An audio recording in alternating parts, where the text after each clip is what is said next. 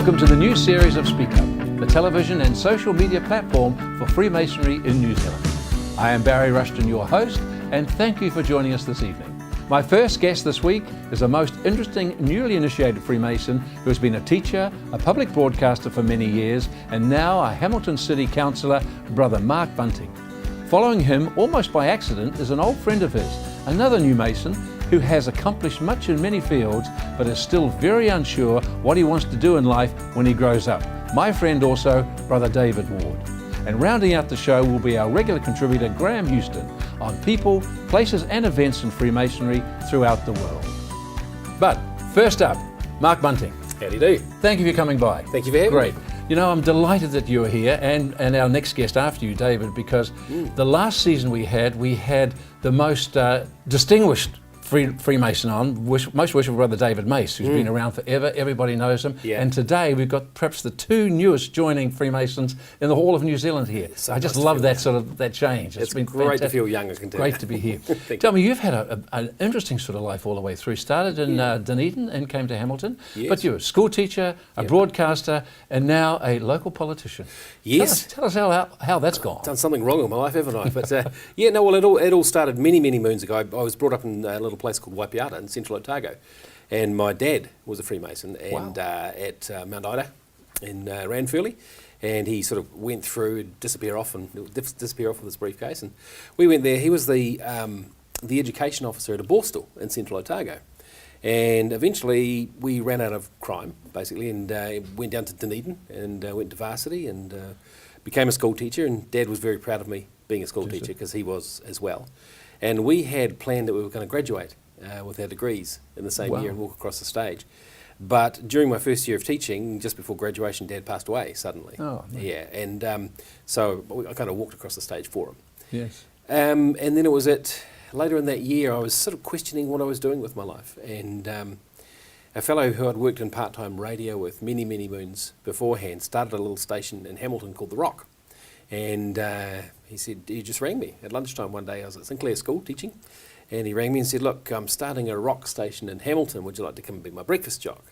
And I thought, oh, heck, I've still got another year to go of my teaching before I'm certificated. It's taken me 5 years to get to this point. Dad was very proud of it. I don't even know where Hamilton is. I've been to the North Island once. And so I said yes, straight away. And as you would.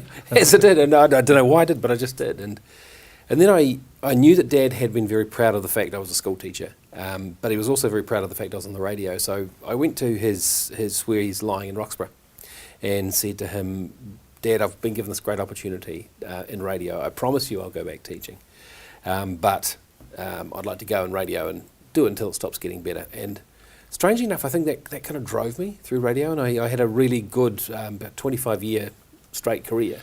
On that subject, there's always a time in that sort of metaphysical approach where you ask these questions of perhaps the departed. Was there a little sign that came by? Was there a butterfly that flew past? Or, there wasn't. Nothing that sort of said, there's the decision, I've made it. No, I'm one of these people that makes the decision and then goes, what the heck have I just done? Yeah, and there's been 2 or 3 of those in my life. But they've always been incredibly big decisions and incredibly rewarding, and that was one of them. Great. And so I ended up in Hamilton, this little place where there were no hills and a lot of rock listeners, and it was very different to Dunedin, where I'd come from. But like I was saying, I think that the passing of my dad drove me, and if anything, I perhaps ran from that, and it drove me really hard. It made me fiercely ambitious, and I worked very hard at radio and travelled all around the country and lived in Nelson and Palmerston North and Queenstown and Auckland and Dunedin again. And after a while, I'd won a whole lot of radio awards, and I had a nationwide show, and it was all very rock and roll. But after a while, the glamour started to go out of it a wee bit, and I was just not really serving as well as I could. And at that point, I took up a little communications course, strangely enough, and they said, while we're here, would you like to teach this? And I thought, bang, there it is. There's my answer. I can honour the promise to my dad, can go and teach my communications, and I can lead radio. Yeah. Great. And that was where eventually? Was that in Hamilton? Still in Hamilton. Yeah, I'd done the rounds. I'd sort of snaked and laddered my way around the country, met a lot of people and had some great experiences. and ended up back in Hamilton. So in the radio, I mean, it's a competitive industry. I mean, yeah. we all know that, right? So Yep. you would have gone to some of these stations. You either, maybe not the one in Hamilton, because that was a startup one. Yeah, But yeah. some of the other regular ones you would have had, like in Palmerston North, for example. So you Yes. would have joined at a time, perhaps, when there was some rating wars. They're still on. Did Oh, you? yeah, You were yeah. doing things that. How did you get your ratings up? Well, I'm really glad you asked that, because I think the thing that kept me in radio so long is a lot of people used to do great things to try and get great ratings. And it didn't take me very long to work out that you actually need great ratings so you can do great things for your community. Wow. And that's what kept me in there. So, while others were running around and, shocking people and trying to scare people and get talk, I was just trying to do good stuff. And the ratings would kind of follow as well. Very good. So it was my way of being effective. But, radio changed and it became a lot more of an entertainment medium. It's a very underlying principle, that very same principle you talked about in Freemasonry. Yes, yeah. It's just doing good things and just getting it done. Yeah, yeah. Now you've moved to Hamilton. I used to go through Hamilton a lot. They still talk about that. But I always remember, you're coming down to Rapa Street. It was all very industrial, and you cut around the back and sneak through Tiamidu and the Rose Gardens, and often New Plymouth, where I was for a while. Oh, I love it. And so Hamilton's changing, isn't it? So you're a city councillor there now, Yes, right? yes. And have been for some time. Yeah. Wow, Yeah. I mean, that's just tough. Well, that no, tough? it's fantastic. Well, I mean, the fact that you had to wind your way through Hamilton, you see, that's why we grew so fast, because the roading was so bad, people couldn't find their way out. And so they just lived there. And no, Hamilton's a wonderful city. It's a very, to me, it's the southern city of the north. It's a farming city. We've got very strong Māori tanga there as well. And if you have the farming community and the Māori community, who are two very strong family-based communities who are into interdependence working together, we've got a really wonderful community. So it's never going to be famous for its lakes and mountains, but my goal as a councillor there is to make sure that it's famous for its great people. Yeah, great. Mark, I travel a bit also to Tauranga. Oh, nice. And I cut back through, I think it's that little Ohiniwai, is it? You get to Ohiniwai? Oh, yes. That's yes, where yes. a new sleepyhead bed factory's going, Yes, right? it is. But I noticed that motorway. That motorway is really starting to look spectacular. Now it's going to go Auckland direct through to Hamilton and Past beyond and past Cambridge. Hamilton. Yep. That's going to have an effect on Hamilton. How do you see that? How do you see what's going to happen to Hamilton in your view? It already is. We have a giant, what they call an inland port starting in there. So we're effectively going to be a logistics hub for the Golden Triangle, which is Auckland, Tauranga and Great. Hamilton. So you've got the two ports both feeding into Hamilton. They'll all swap trucks and rail and head go on down from there. there, okay. Yeah, it's a magnificent piece of engineering. It's like you say, 4 lanes at least all the way. It's going to be way up past Warkworth or north of Auckland, all the way down south of Cambridge. Originally it was going to go across to Pairiri, just by Tauranga, or by the Kaimais, but the latest government's changed that and said we're just going to go for safety on our roads instead of more roads. But it's great. You'll be able to just... Oh, I loved it. It all the way. was terrific. Yeah, and look, that's why we're one of the fastest growing cities in the country. Great. Yeah. Now, you coming here today to Auckland would have struck something that we all strike, and that's parking. Yeah. So it's just becoming intolerable here, especially with roadworks and other things. So you're going to get that down there if you haven't already got so. Yeah. Well, so what are you doing with that? Yeah, Auckland is a great example for Hamilton because we can see the mistakes that Auckland has made, and that's no disrespect to Auckland at all. I mean, this is a very huge town, but we can see what's going to happen in 5 years' time. So my job in there is to get more people out of cars and onto bikes. So my goal is to build the greatest cycling city in the country, bar none. So we just got to link up our cycleways and give people a safe way to bike to work, because e-bikes are huge now. Okay. We've just got Lime scooters today. Today? So if I can get people out of cars and into bikes and into public transport, then my job has done a fair bit. And it's a lot easier because we are growing so fast. We're growing by 40 people a week. We can make new suburbs right to start with, future-proof them with big, wide pieces of infrastructure and separated cycle lanes. Now, listen. What apart from your father being a Freemason, which is great, what made you finally decide that you'd like to join Freemasonry? That's a really good question. A mate of mine, Daryl, we used to rent his beach house, and at the time, I've been a broadcaster and I've been a city councillor, and I won a thing called a civic award, and that was for services to the community. And I felt like an incredible fraud because people would say, "You're a great community man. You're out always hosting stuff. You're always doing things." And I used to feel kind of bad in my heart because that was my job. I got paid to do that, and all these other people were giving to the community and not getting paid. And I would turn up at weekends and things. And it's the same with being a counsellor. You're required to go to these things. And people say, oh, you're great in the community. I'm thinking, well, that's my job. My mate Daryl, who has this beach house, I used to watch him, and he used to be always giving and doing for people. He'd teach other people's kids to drive. He'd be chopping firewood for people, mowing lawns for people, putting spoutings up for people. And there was something about that really attracted me. And I thought, that guy's just giving. And I said, what's that about? He says, it's Lodge. And he says, we're taught to give from the heart, not from the hand. And I thought, I want to learn how to do that. That's what I want to learn how to do. And yeah, so I said to him, well, Dad was a Freemason, and perhaps I'd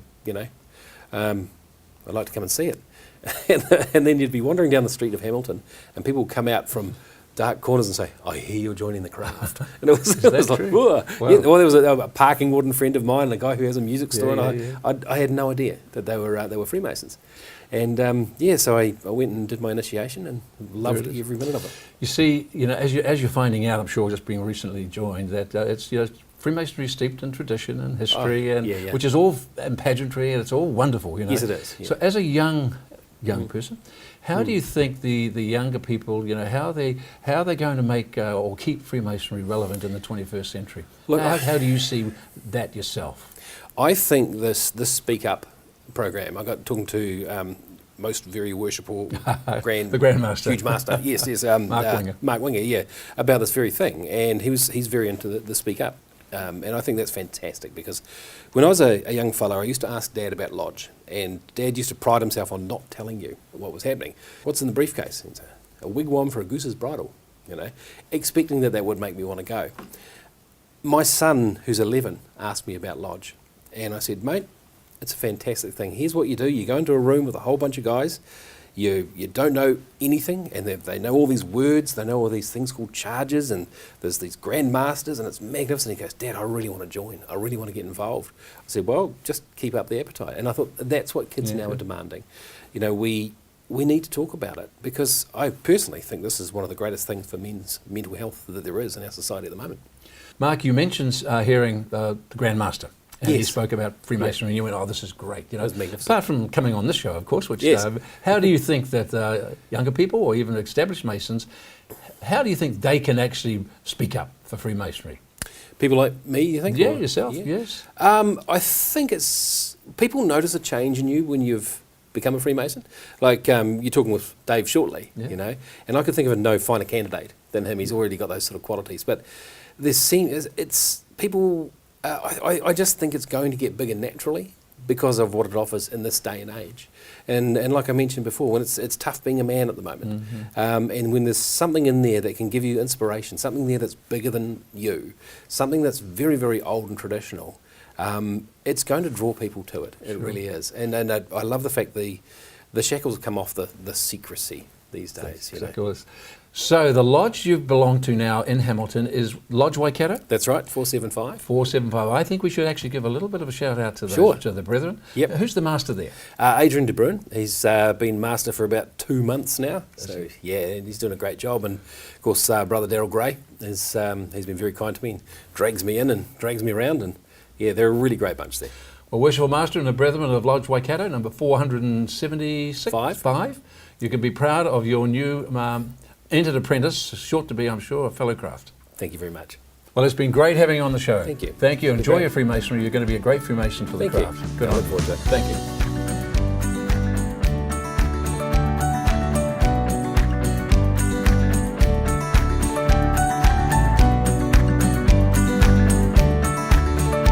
My second guest this evening is Dave Ward. Dave, welcome. Thanks for dropping by, mate. Thank you very much for having me. Good to see you. As I said in my opening, that you have had a variety of career choices up until now. Let me just read them if I can say.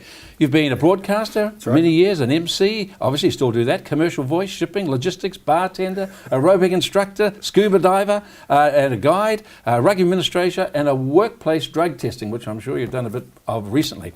It appears to me is that you've reinvented yourself, more times than sort of Elton Elton John and David Bowie. That's exactly right. Yeah. But even till today, you still say you haven't quite found what you're going to do when you grow up. That's exactly right. Tell us because I know that's a common thought. Yeah, it's especially when I get to sort of towards my middle ages now. I'm 42 now, so some people say I'm really old, but then they see pictures of you, and then, you know.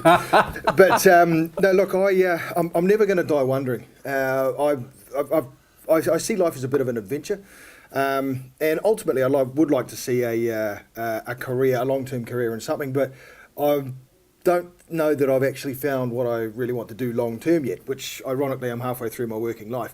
So, I mean, diving was great. Who doesn't want to go scuba diving on the Great Barrier Reef 3 times a day? It was Quite fantastic, yeah. And I dragged my now wife away from that, so she's less than thrilled. But look, radio was great. It served a purpose as well. It gave me an opportunity to play music that I liked, that I didn't own, give away free stuff, make people laugh, make them cry, and basically connect with people. So that was great fun as well. I chose to get out of that particular industry for varying reasons, but it gets to a point where you try a career in something and then it runs its natural course, and then, well, what's next? Mm-hmm. Some people are very fortunate and they find it early and they get to have 10, 15, 20, 30, 40 years in something. For myself, I've sort of always gone back to shipping and logistics because I'm good at it. Yeah. That's been the safety net. But the other things are all the things that I've tried so far. All good. They're all good things, and Fun they're all stuff. deal with people. You know, I love statistics and I love truisms. You know, and there's a truism that once said that statistics are like bikinis, ladies' bikinis. What they reveal is interesting, but what they conceal is vital.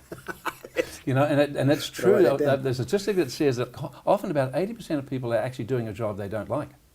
Which is incredible, really, isn't it? And so obviously you're still finding the one that's going to be great for you. That's right, and it's also a little bit sad too if people are in a position where they are in a job that they hate, but they feel like they're trapped. And I think that over the course of my working life so far, as I say, I started when I was 16 and I'm 42 now. I've been quite lucky to find industries where it's been a personable sort of a connection with people, where I've been offered a job rather than actively seeking out something else. Yeah. Right. So that in itself has been good, but it's been the relationships that I've built that have always stemmed from other things, stemmed to other careers as well. So right now I run a warehouse and there's 3,500 pallets in it, and it's the national operations for a paper and packaging company. Do I wake up every morning and think I'm excited about paper cups? No, I don't. It helps pay the bills though, and it's the fact that it says warehouse manager on my job title is now a good thing to have. But the commute from the North Shore to the airport is a big one, and I spend more time in my truck than I do with my kids. So. That might change. Exactly. So it fits its purpose at the time, but I'm always looking to make sure that I'm in the right sort of frame of mind. Your two grandparents, or grandfathers, yes, sir, Henry and Hank, right? Which is right. Henry too. Yeah. So if you'd kept going in the family, there could have been a Henry VIII. That's right. Right? Could have been. That's right. That's right. But you didn't know this, did you? But when they were alive, but you found out after they'd passed that they were both Freemasons, right? That's right. Both of them. Yeah. So consequently, do you think then that Freemasonry sort of did itself a bit of a disservice when they sort of kept things more secret, more so than today when we're actually having this program for a start called Speak Up About Freemasonry? Yeah, I do. Yeah, absolutely. It's a very fair call. I think that there was a certain stigma that was brought around Freemasonry by perhaps my father's generation. He obviously knew that his dad was a Freemason, but to be honest, I don't really talk about it much with Dad. He sort of said it was about handshakes and networking and that sort of carry on, which I understand that, but it's slightly ironic because he's always been big on the community as well, and he was in Lions and Kiwanis and those sort of community-based organisations. But Freemasonry, he sort of had this thing in his head that because our family is Catholic, that we were that Catholics were not welcome, specifically because of the sacrament of confession, and so there was that inability to keep secrets. So he just sort of had that in his head from an early age, and just never really did anything about it. Didn't do anything about it. So I think you were telling me also that you were slightly piqued by some of the mysteries and hidden things in Dan Brown's book, right? Did you sort of always have a bit of an inkling for that sort of mystique already before you thought about Freemasonry? Yeah, I did. yeah, as I say, I picked up, as we spoke about, those Dan Brown books were fantastic. But there was always this sort of the mystery and the symbology that I was always intrigued with. I did a couple of papers at my lady as a high school on Egyptian mythology and the messages from the last centuries and centuries and centuries, and that just intrigues me. And obviously, I'm very, very new in the Freemasonry movement, in the craft, but it's certainly a case of me looking forward to finding out what these stories are. Yeah. You said something to me, and I know that you're quite young in Freemasonry as a member, yes. but you said it seemed to offer you, or seems to offer you, a non-judgmental environment that you can actually be in. How do you, which will enable you to sort of be a better person yourself? You know? That's right. How do you see that working in your own development? My initial, the initial sentence that you gave me was that it makes a good man better, and then I was corrected after my initiation that it gives you the tools to make a good man better. Now, because my father and none of my friends are a part of the craft, I decided that, and after the interest was piqued, I thought this is an opportunity for me to have my own adventure, my own sort of discovery, and to actually do something by myself, and there's no judgment from any of my mates who this isn't for me, and so sort of there's no pressure to either like it or lump it as far as my mates are concerned. But it also gives you a part of society, I think, that's just void of judgment. You turn up and you're with some people that are like-minded. And I guess it's the same as joining other clubs, but this particular one is a very, very old one, and the tradition is fantastic, and that's really good for my mental health as well. I don't have to worry about anybody else because everybody that's already involved is already there. Exactly. Yeah. You see, in this sort of, as a young person yourself, 42, very young, but I can't remember being 42. As a young person, in this instant day and age of wanting everything immediately, do you think some of these values and stuff, obviously from Freemason values, are good for you, not only personally, but also for families? I mean, for wives and the family as a family unit. You'd feel that that's going to be something that that's going to enable your family to be a better unit. I don't think there's any doubt of that. It gives me an opportunity to have some downtime for myself, but also as part of that, that cleanses me, and I get to go home and see the kids, and I'm on a bit of a high. I'm not going home from work and I've had a rough day and the forklift broke down and blah blah blah blah blah, and I go home and the kids are there and I want to be happy to see my kids when I go home. Great. And this has given me an opportunity to basically purge, I guess, all the grief that I'm copying at work or an outside environment. Stuff, and it's also really good for my faith too. Fantastic. Yeah. Well, having been in Freemasonry for a long time myself, I can see already in 42. you. I can see in you already the enthusiasm, and a confidence. And part of Freemasonry meetings, of course, is to actually do ritual and learn them. And I can see you being a great orator and a great little actor. I can see you actually inspiring a number of people. So thank you for coming along tonight, mate. It's been really great, and much success in your Freemasonry time. Thank you very much. And as I say, you were instrumental in getting me involved in the movement, so thank you very much. And I'm really looking forward to getting amongst it, rolling the sleeves up, and really sinking my teeth into it. It's an exciting time. It really is. Thank you, Dave. See you soon.